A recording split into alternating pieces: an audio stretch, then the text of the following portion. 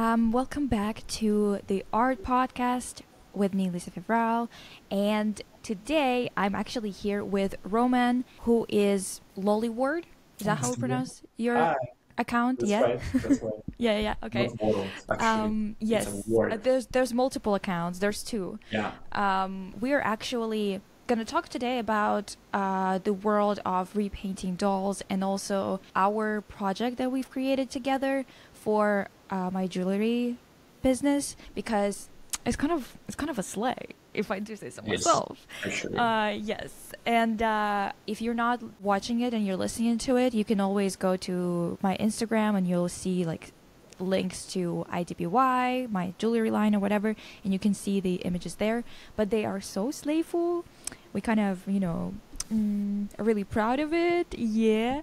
Really, Roman kind really of proud of it. slapped with it. Yeah. Really excited to talk about all of this today and also just like discuss different types of art, not just, the one that we're used to talking about, which is basically, gallery type of art where you walk in and you look at things on the walls or whatever the fuck. So Okay. we're gonna cover what repaintings even are for those of you who don't really know anything about it, but we're gonna be quite brief because we know that many people are familiar with it, so we're not gonna spend too much time explaining it. But what is repainting and how did it come to be so big in recent years? So once again, I want to say like I really appreciate the project, and it was so cool to work on it with you, and actually with my other assistant, which is my friend, and it's a really pleasant experience. And now we can move to explaining what repainting actually is. To Mm-hmm. be honest, I'm not that like into the history of that, and I don't know when exactly that started. But I Mm-hmm. believe the whole process of producing dolls, actually, in the beginning of that, someone creates a prototype, which is actually a repaint usually. And to Mm-hmm. this day, still, it's people on factories and companies who paint dolls that we see in stores. Because before you produce a doll, you have to paint a face. And maybe that's the beginning of the repainting. Like, Mm-hmm. everyone knows stories about how dolls existed, so maybe it's like repainting is older than we even think.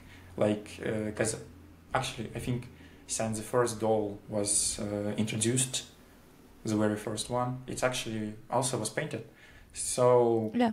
yeah, it's super old as a phenomenon. And for these days, I think it's became more popular now because everyone is online chronically and everyone posting their dolls. And actually, it's a lot of fashion dolls on the market right now, and people Yeah. love to customize them. And when you customize them, it's actually super pop. It started to be super popular in recent years on the times of quarantine. People been restyling the dolls all the time, and sometimes when you restyle the doll, it's quite unmatching in terms of makeup. And I think people started from just customizing the makeup looks, and then it Mm-hmm. became bigger and bigger, and everyone started using. But if it comes to brass dolls, I can't really remember repaints with actual Bratz style back in the days, like in 2010s or 2015, whatever. But I think some people tried. The community is so big, like, and so talented. It's a lot of people who do clothes, pictures, everything at once, you know. Usually, Bratz Mm-hmm. community edit dolls in Photoshop. But overall, in recent years, I noticed that so much people stuck to repainting, and it's more Mm-hmm. common now that doll is actually painted than edited. But it is as I see that, like as someone who works and lives in this community. Yeah, that's pretty much it. And actually, I can remember a lot of Monster High repaints, and I think it was more popular than Bratz repaints back in the day. Mm-hmm. Because Monster High dolls has a variety of faces and skin tones, and it's Mm-hmm. kind of more matching for customizing. Because Bratz is like the same head mold for everything, just the skin tones is different. Mm-hmm. And I think maybe because of that, also articulation, because Bratz dolls only recently got it. Like they Mm. had articulated bodies back in 2007 with movie collection, but Uh-huh. this body's been super rare, especially Sasha. Mm. But Mm-hmm. nowadays they improved that. They have a variety of articulated bodies. And I think maybe that's also why they're so popular for customizing nowadays. But overall, back in 2010s, 2015s, when I only got into it, I only got into it in 2017, I guess. Mm-hmm. I got into Mm-hmm. dolls earlier, but into repainting, I got into it back in 2017 because it was a lot of videos that showed the process. And Mm-hmm. we can really start with my background because I've been stuck to the dolls my whole life, kinda. Mm-hmm. At first it was Barbies, then it was Bratz, then it was Monster High, Ever After High, and then I came back to Bratz again. Mm-hmm. But all of these dolls and all of this life has a special place in my heart because it's so nostalgic. I actually uh, grow up with it, so Mm-hmm. it's all been in my eyes through the years. And I remember when Monster High launched, it was so common for people to make clothes for them, or houses, Mm-hmm. or any kind of furniture. And I was so into that because I'm actually always been some kind of art kid, Mm-hmm. and I decided to connect my life to art when I was around 8 years old, when I started art Oh, that's school. really early. Mm-hmm. And then I was so interested in Monster High dolls, and I remember watching videos like I've had multiple big influencers, if you can call them that, from Mm-hmm. Monster High community back in 2010s, and usually they was making like contests with clothes and housing for dolls, and you didn't actually have to have a doll. You you could just make a house with no doll. But overall, and that really inspired me to create something like Mm-hmm. art-wise with dolls. And I started doing something, but then it like stopped for a little bit. And I remember when I've been finishing my 7th grade, I guess, I got my first Monster High dolls. It Mm-hmm. was Freaky Fusion Operette, I guess. I can't remember actually. Mm-hmm. And it was super interesting to interact with her because I've never had an actual new dolls that I could interact with, a Monster High doll. Because I usually had something broken before that, but it also Mm-hmm. was interesting. And I remember discovering people who repaint dolls on YouTube, and it was a lot of tutorials how to do hair, how to do clothes, and everything. Once I got a doll, I was like, well, I have to try that because I see a lot of examples. Mm-hmm. And I did my first repaint back in 2017. Then I remembered Bratz because they had a reboot in 2015. And I got a couple dolls from Hello My Name is 5-pack. It was a budget dolls, Mm-hmm. and I actually enjoyed them so much because it's nostalgic for me, Mm-hmm. even though it's like a reboot. I customed them too, and since then I started my journey. But actually, at the start, it was more of Monster High and Ever After High dolls because they Mm-hmm. was more unique to each other. And I Yeah, didn't yeah, yeah. actually like my style on Bratz dolls because it was more realistic in some way, and I Mm. thought it doesn't look right.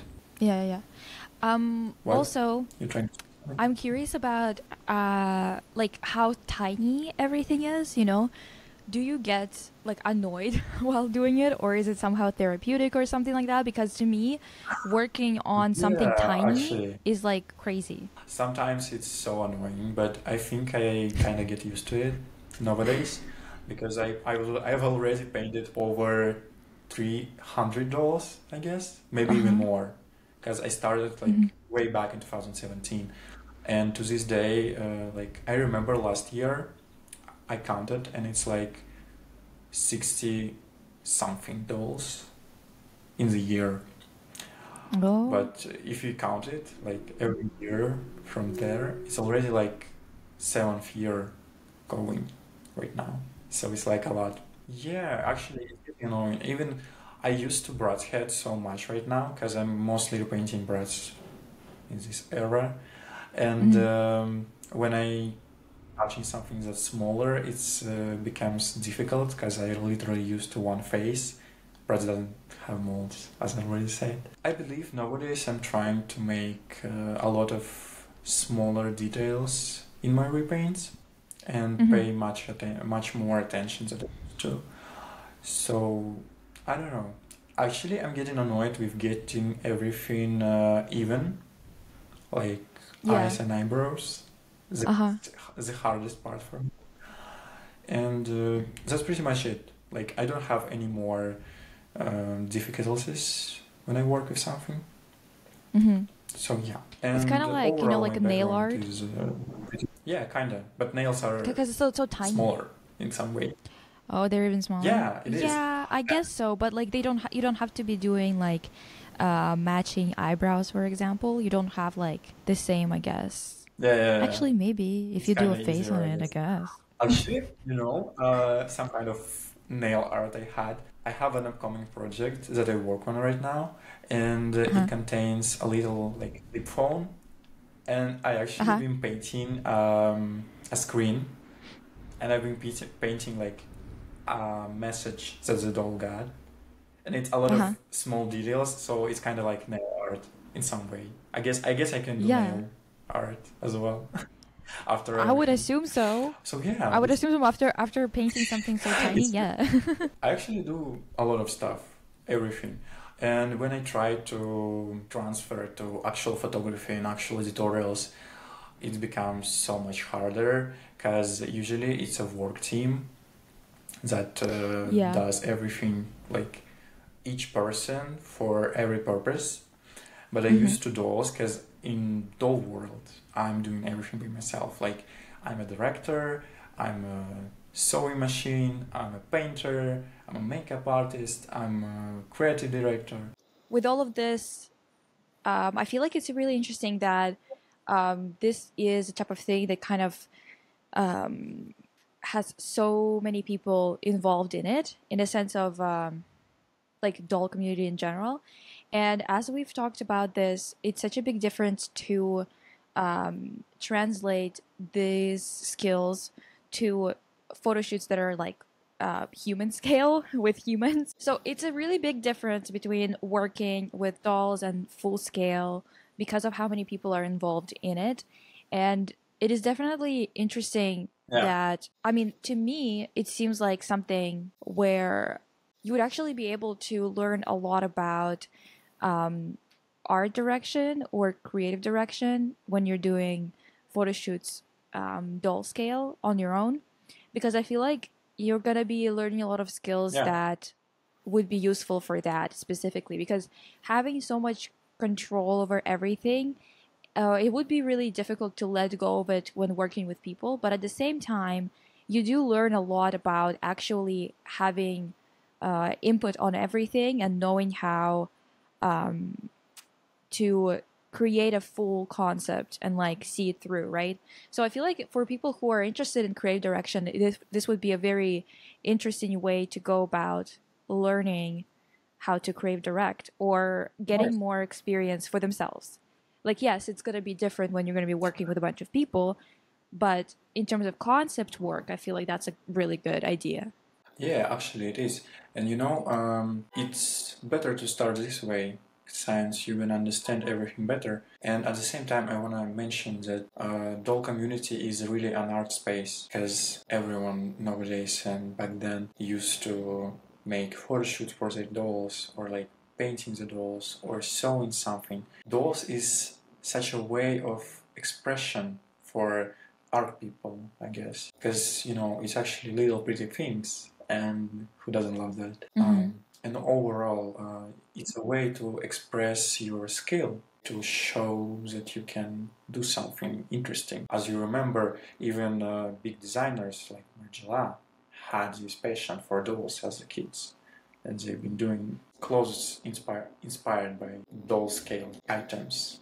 If you remember that, like dolls is literally so much more connected to what the fashion industry doing nowadays, because fashion dolls is literally all about that. Yeah. Yeah. Definitely.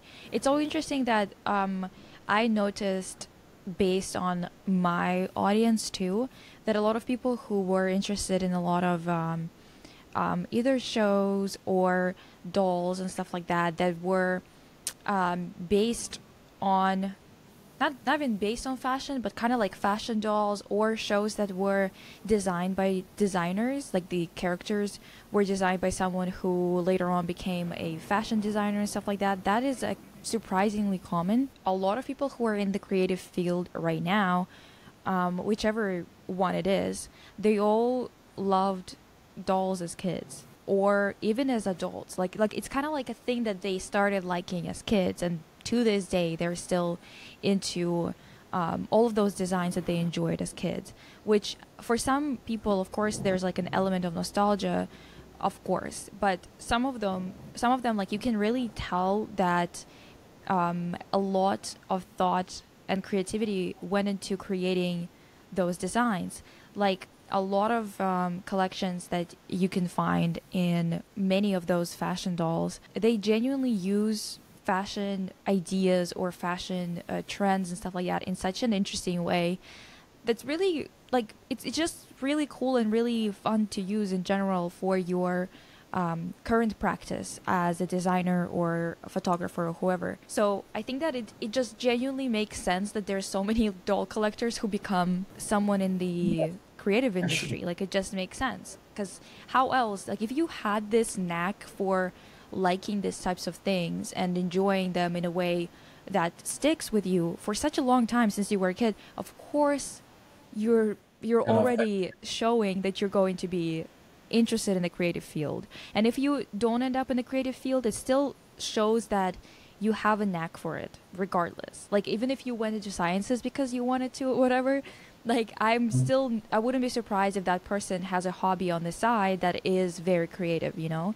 So yeah, it just kind of makes a lot of sense in my opinion, and it's just really interesting how big the community has gotten over the years. It has become its own thing basically. And I actually think it's more common for people like that to incorporate their work into a real field once they're like skilled enough with dolls.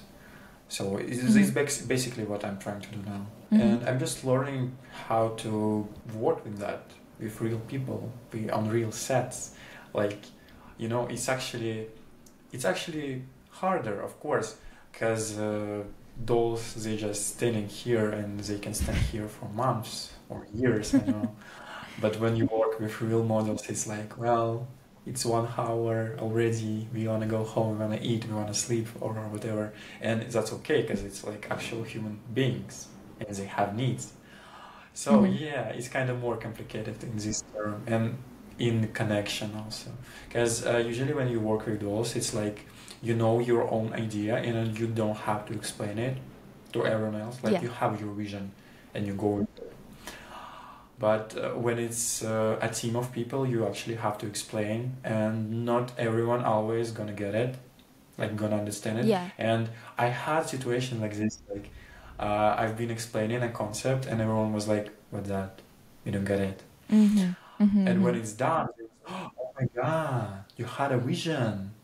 So God, that's so like that's so common. And also, no, it's so strange because in one way, I can understand when people are like saying that you should learn how to explain yourself better and whatever, right? Which is true to an extent, because I definitely understand that like some ideas can be explained if you figure out how to do it properly and whatever. But at the same time, it's also on the people that you're sharing that information with. Like, for example, even this podcast is not always going to be everyone's cup of tea.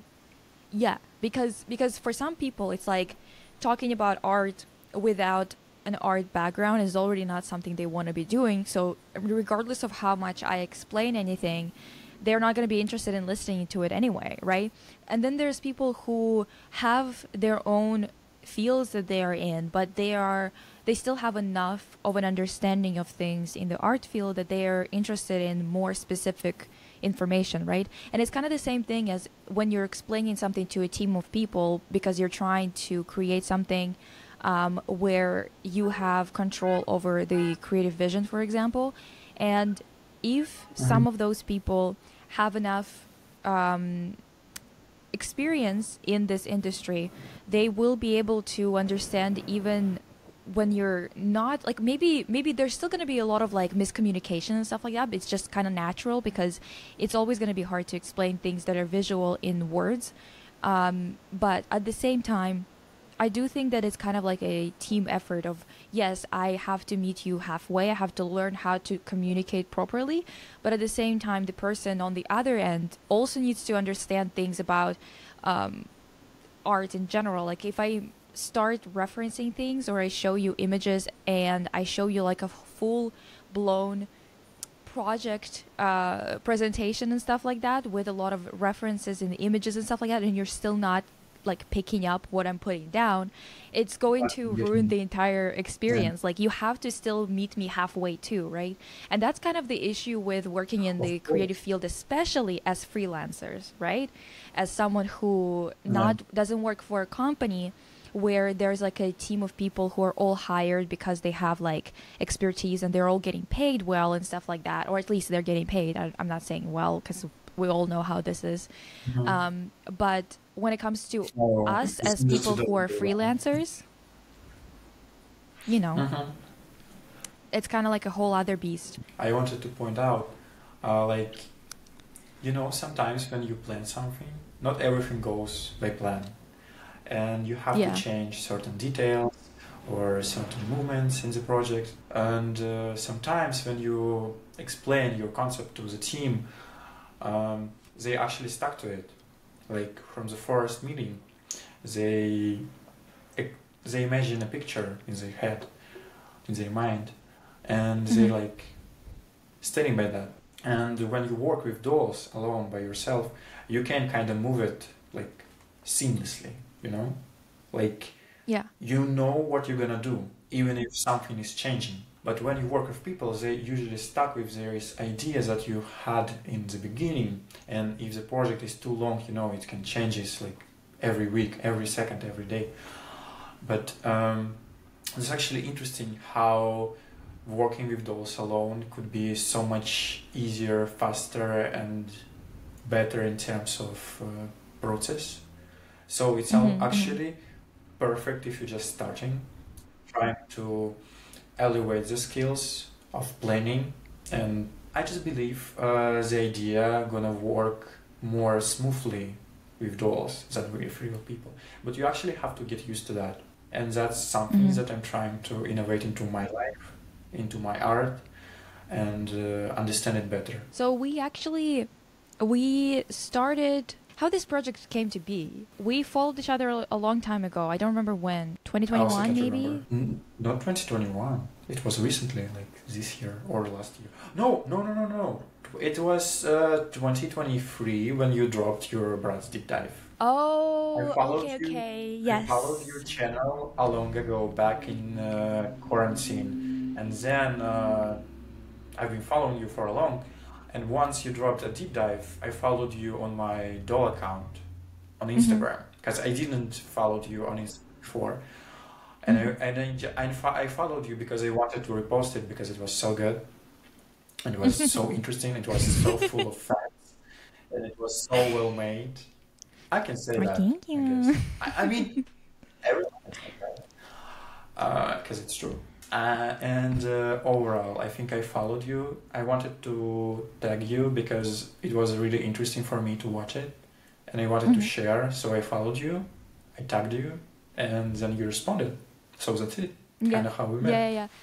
That's how we met. And then when I created the jewelry brand, I wasn't really thinking about like ahead of time in a sense of like what kind of photo shoots I would want and stuff like that. But then I thought about I realized that because it's a small business, I'm not going to be able to do photo shoots like a new photo shoot every fucking week or whatever the hell, as some people do, right?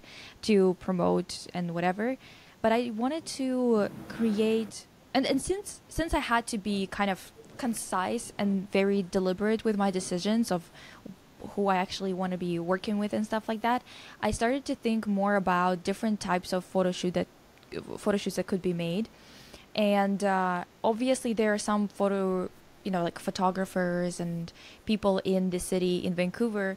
Some of them I like, some of them I don't. But overall, I was just thinking about what could be more unique of an experience for people, and what would make for a more interesting photo shoot than just, another photo shoot with just people standing with the jewelry on them and stuff like that, right? Because it's just like kind of the same thing over and over again, technically speaking. And I thought that those like remakes and repaints and were really interesting. Especially I saw that, for example, you did like a photo shoot where you used a fancy club type of dress, and that's when I was like, oh, that's so cool that you could make it in like a very tiny kind of version, right, of it, and that Yeah. it could be used on the dolls that are, everybody knows Bratz in general, of course, but also it's like it's a different style, obviously, because like you repaint them in a way that gives them a little bit of a different look.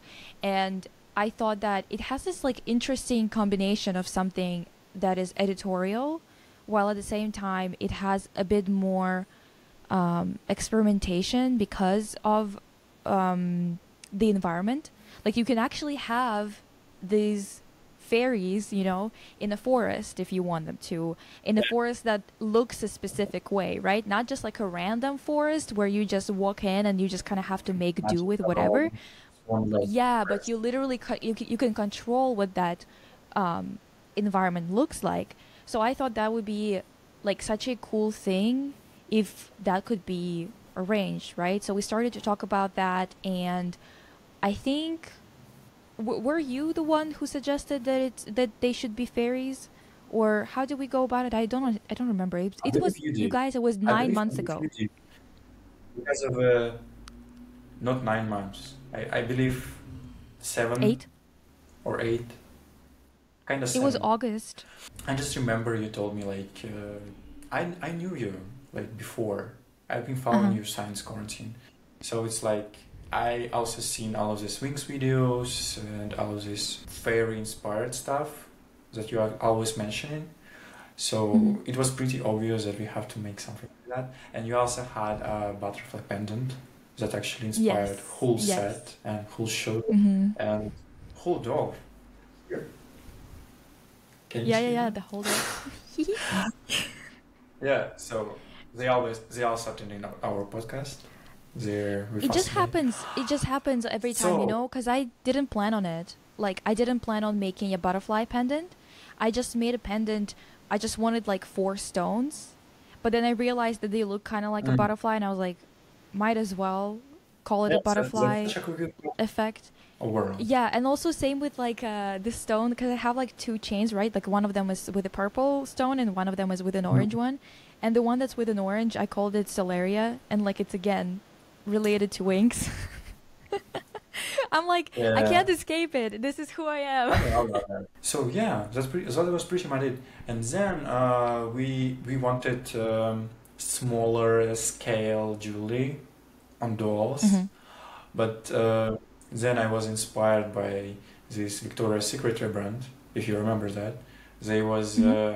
fancy variations of wings from different materials, like metallic ones or like vintage ones. You showed me Yeah, like a whole brief, like a proposal thing.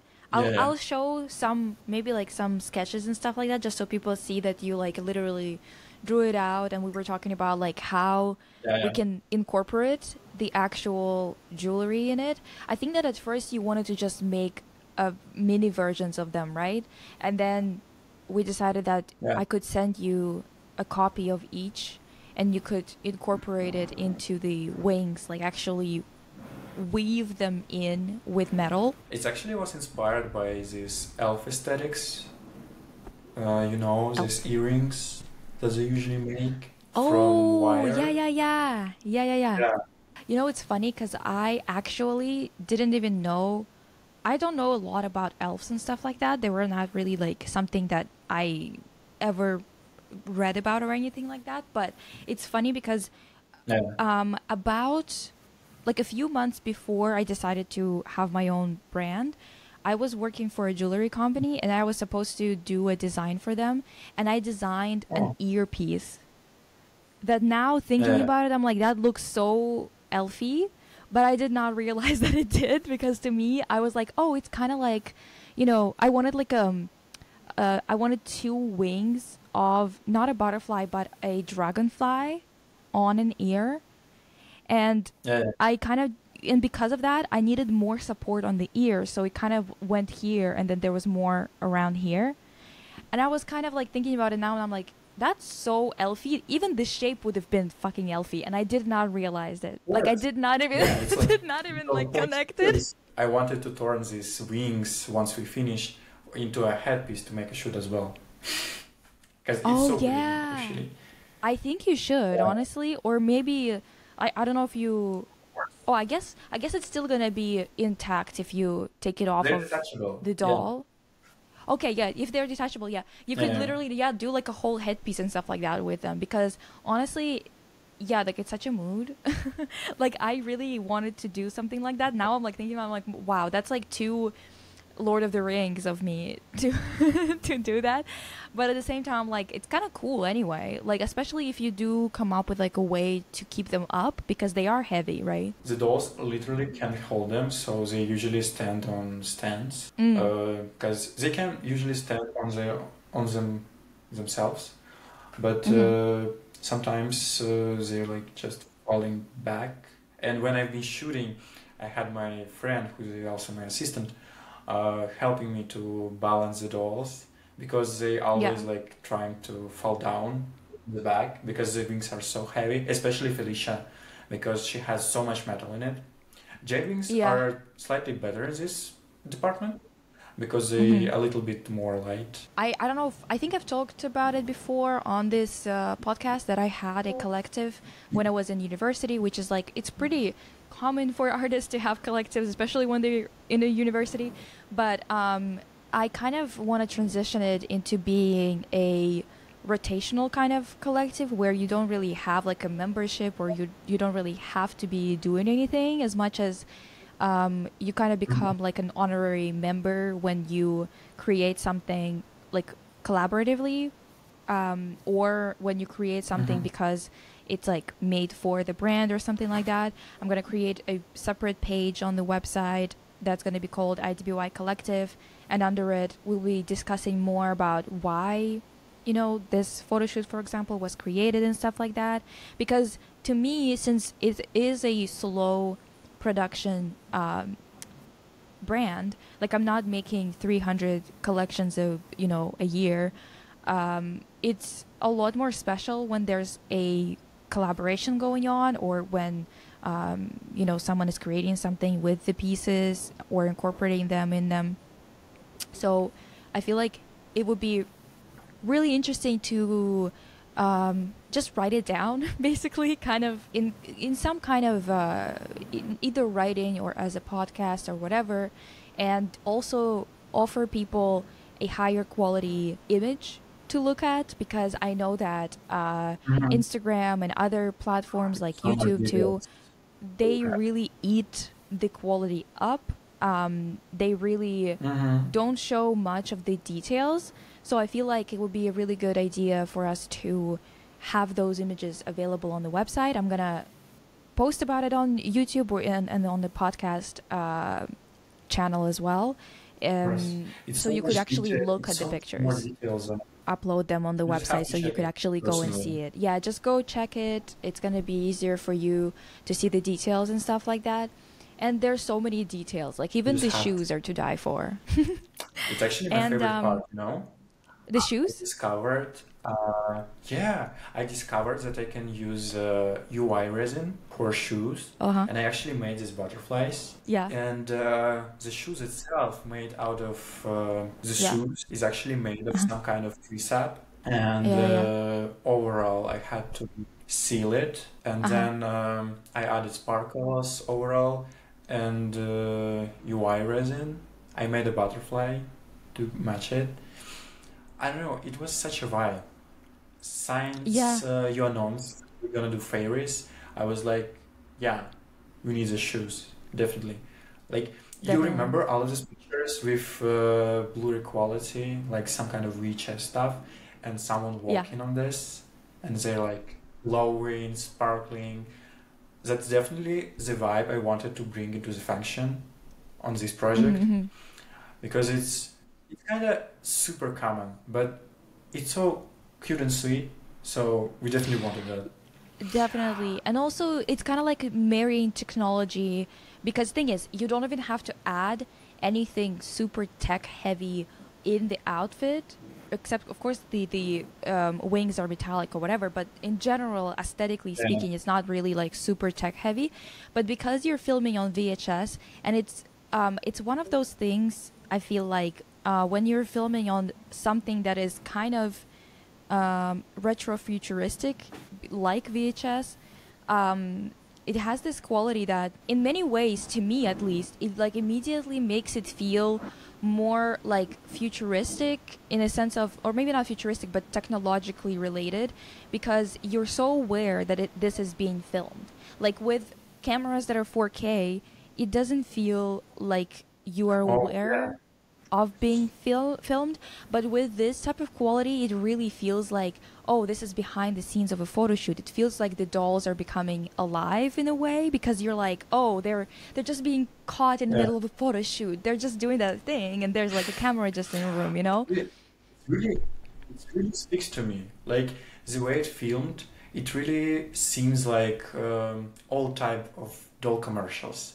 You know, Yes. they actually looked at that because it was aired on TV, and then they was recorded on VHS cassettes. I really wanted this vibe for the video because it brings so much emotion to me and so much nostalgia, even though I never lived in the time it was present. But Yeah, at the same time, I used to watch all of these commercials, all of this vintage stuff, and they all looked like that. we still watch these things after. It still feels very nostalgic. It still gives you that feeling of nostalgia, even though you didn't like actually grow up with it, which is really interesting. I feel like it's the same for even a new generation of kids who are like 10 years old right now. They still learn more Yes. about like other things, and You to know, them it's it's so also kind much of more nostalgic. interesting to experience like fake nostalgia, you know? You probably know about the term. Yeah, yeah, yeah. This aesthetic never was present for you. These things was never present for you, but you just know it's something from the past, and it's more interesting because you've never experienced it.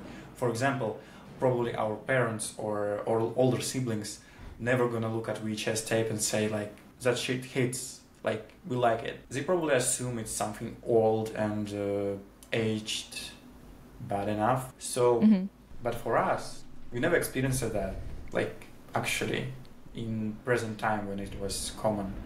So for now, we have more interest in that stuff because it's like so cool and vibey. But I have a feeling that the reason why it feels so vibey and stuff like that is genuinely because of texture. Because of how obsessed we are with quality in terms of sharpness nowadays, I personally find it quite overwhelming because why, when I'm looking at someone's face in this video, why am I able to see all of their fucking pores? I can barely see that in real life when I'm looking at somebody, yeah, right? Like, like everything, every little detail, something digital like VHS, it's usually blurry and you don't pay that much attention to little imperfections. And yeah. that's probably why this footage is so appealing to us. It's Yeah. basically kind of like giving you a little bit of a break for your brain, because you're looking at it and you're like, I'm not looking at an overload of information, visual information, where I can see fucking everything, while at the same time I feel like I'm being overwhelmed with the amount of shit. Like, for example, going to the movies and watching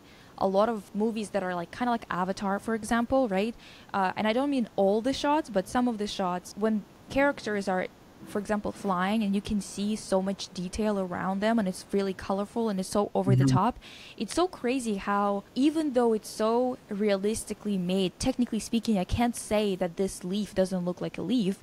It feels so artificial to compare to watching old movies in Technicolor, you know, like Red Shoes or even Wizards of Oz or whatever the fuck. Of us. You look at it, yeah, you look at it and you're like, yes, it's bright. Yes, it is very artificial. I can tell that people have built this set. But for some fucking reason, because it's so, like, because it's not so hyper realistic and because the way that they have used the colors is so deliberate because they built this set, right? Because they didn't just make it in a computer and they couldn't just change the colors whenever they wanted to. They had to make a decision and make it real. It feels a lot less overwhelming. They want everything to be realistic to the point where they try to make things that are supposed to be fantastical look too realistic. So for example, Hellraiser as a movie, they used a lot of stop motion animation to make effects work, and it's an old movie. I can't remember the year exactly, but 1987. you can see perfect special effects. They had a character that was coming back from hell and in a form of a slime, something slimy. I don't know how to name it, and it was literally growing from slime to bones and flesh, and it's a stop motion animation. And it looks super cute and real. Cute in the sense of like realistic or real. It's so cute. I really enjoyed this movie because it's so well made. It's so well done. And overall, I like the aesthetics. I like the designs of characters. They also made a lot of cute makeup choices in the film. People used to pay much more attention to details. The success of Euphoria, for example, they put a lot of details, a lot of thoughts into it. Like the character wearing green because they're getting greedy, the character is wearing something else because they're happy or whatever. It literally speaks to me every time I see something like that. And every time I'm starting to analyze anything, it's just speaks to me. I gotta say that Euphoria was actually developed by Petra Collins for 2 years until that guy came in and took over it while like using her aesthetics, which is great. Don't we love that? She actually had to renovate herself after that. Because, you know, when your aesthetics that you're building for years getting into mainstream, it's really painful, I guess. Not even mainstream, it's been stolen from her. Actually. Because if it was just mainstream because she was the one who was in charge of Euphoria, it would have been fine. But he took it from her. Levinson is just such a leech. It's crazy. And you know, NDAs is so super sad because I don't think she even can address it publicly. Yeah, I don't know if she can, honestly. Like, I think that she probably can't say something because I'm 100% sure that they made her sign an NDA. Like, so the reason why we're even talking about this is because a lot of the things in this project were practical effects. Like, you would maybe think that it was edited, but in reality it was practical effects. So, for example... for example, the water that they're levitating over in one of those shots that we posted first, right, on the blue background. First of all, the background is painted and it's real. Second of all, the floor of the water, the actual water surface, is also real. So, tell us more about that, about all the practical effects. Yes. Yeah, I don't know where I should start, but I believe we can start from the floor, which actually was a glass that I painted with some kind of polish, like glossy polish. And to elevate the water, I had to make it like in strokes, brush strokes, to make it look like water. And then I put my lights behind that to make the look more elevated. And overall, I painted the background because I really wanted it to be like more of vintage Barbie commercials or any kind of vintage commercials, you know. They usually had to paint the backgrounds. I think it's also old Hollywood vibes, like for example Wizard of Oz or any other Hollywood movies from the 60s or 70s. So yeah, that was really meaningful for me. That was really important to me to make it real. So, and when I've been thinking how I can elevate the concept better, I decided that I actually need something magical happening. And I remember it, I used to look into some kind of visual aspects of nature back when I've been studying art. And you know the way the rainbow works? The raindrops reflecting the sun, and then we see the rainbow. And at the same time, I wanted to experience something like this in this concept. Just decided to add water, and it looks super magical, but overall, this effect not edited. It's like purely made. I had my assistant to spray it from a spray bottle to create the effect, and it was super cool. I don't know, because it's actually a new experience for me. I had to be super quick to make it look better, to make it work. And then I decided that we need multiple occasions for our characters, because the dolls actually took a lot of time and they're like super worth it to make multiple occasions and multiple photo shoots for them. And I think to this video we already posted all of them. For the second shoot with the forest, I had a fake grass from Home Depot, and I also bought flowers that like dry bloomers, and it was super fun to create this set because it was super creative overall. I've been finding stuff at my own place, at the street literally, because it's a lot of wood sticks in the background, and that's actually what makes my art elevating in terms of production. Every time I see something on the street or at my own place or anywhere else, I'm like, yeah, that would make a good tree for my set. It's always like that, and everyone is like, what are you doing? Like, I'm giving trees to my dolls. You can see that. So then when I've been thinking about our third post and third shoot, I decided that we need oversized flowers because fairies, pixies, and it's all about it. And you know, this like the idea of a little fairy on a mushroom or something, it's super cute. So I definitely wanted something like that. And then I created this. And then yes. It's actually made out of foam. It's a material that looks kind of like paper, but it's more like foamy. Oh yeah. And I painted it with spray paint, added some wire to make it work, and it's actually giving old Hollywood sets. It does. Yeah. Yeah, I like the way when it's like actually done. I wish I could have one of those as a big one that I could like sleep in, like a bed. Do you remember movies like Mariposa Fairytopia from Barbie? Yes. Yeah. She actually is a flower.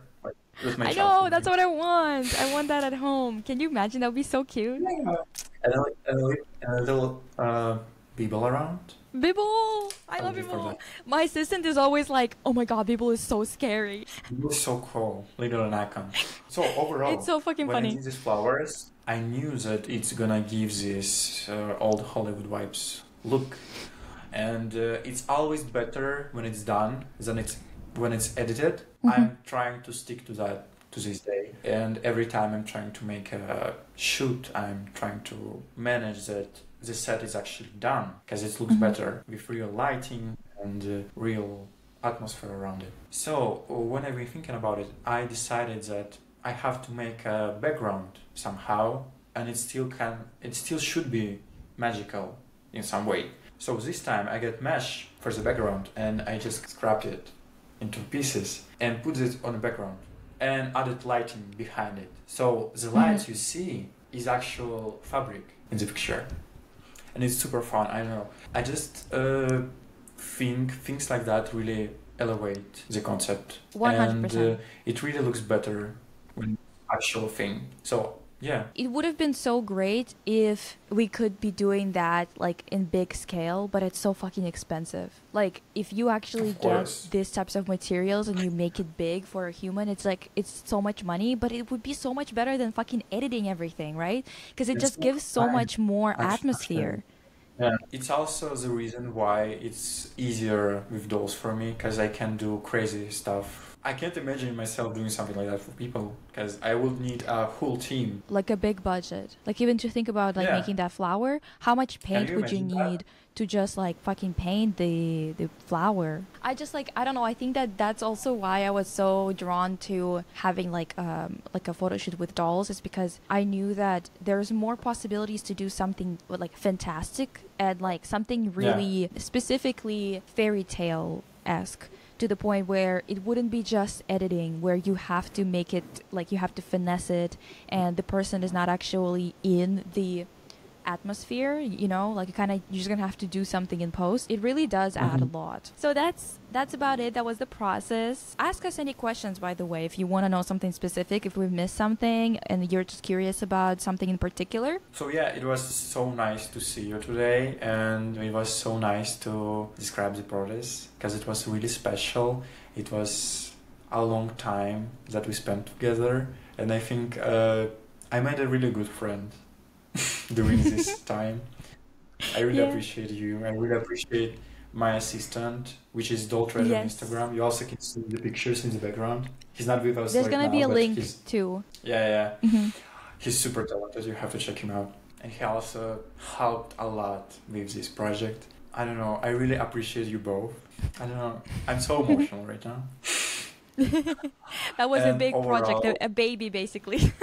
basically, like we Basically. all gave birth to it. So yeah, that's it. I'm so Yeah. happy we did it, and I think that's for now. Bye. Thank you guys for watching, and I'll see you with the next one next week. Bye.